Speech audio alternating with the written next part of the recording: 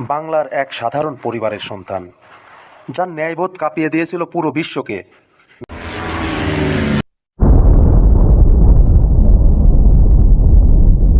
দ্বিতীয় বিশ্বযুদ্ধের পর টোকিও ট্রায়ালে যখন জাপানের যুদ্ধাপরাধীদের আদালতে তোলা হয়, তখন পৃথিবীর বড় বড় দেশগুলো কঠোর সাজা চাচ্ছিল।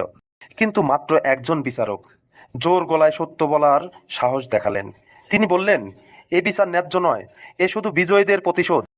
রাধা বিনোদ পাল তার ১২৩৫ পৃষ্ঠার রায় জানিয়ে দিলেন, নিরপেক্ষ বিচার করতে হলে সবার অপরাধকেই সমান চোখে দেখতে হবে। জাপান তখন হতাশ, কিন্তু পালের ন্যায়বোধ তাদের আলো দেখালো।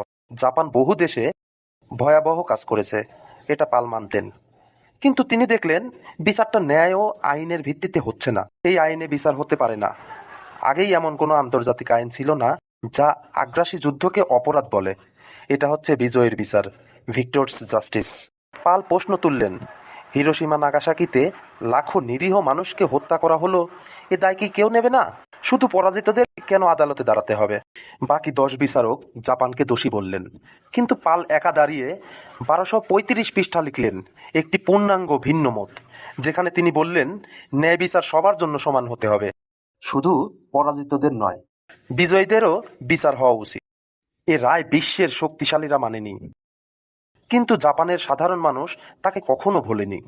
তারা বলল, একজন মানুষ আছে যিনি আমাদের কথা শুনেছেন। আজ টোকিওতে তার নামে স্মারক আছে। জাপান তাকে দেখে একজন ন্যায় যোদ্ধা হিসেবে, যিনি একা দাঁড়িয়ে সত্য বলেছিলেন। তিনি কে জানেন? তিনি এই বাংলাদেশেরই কুষ্টিয়ার সন্তান। নাম রাধা বিনোদ পাল।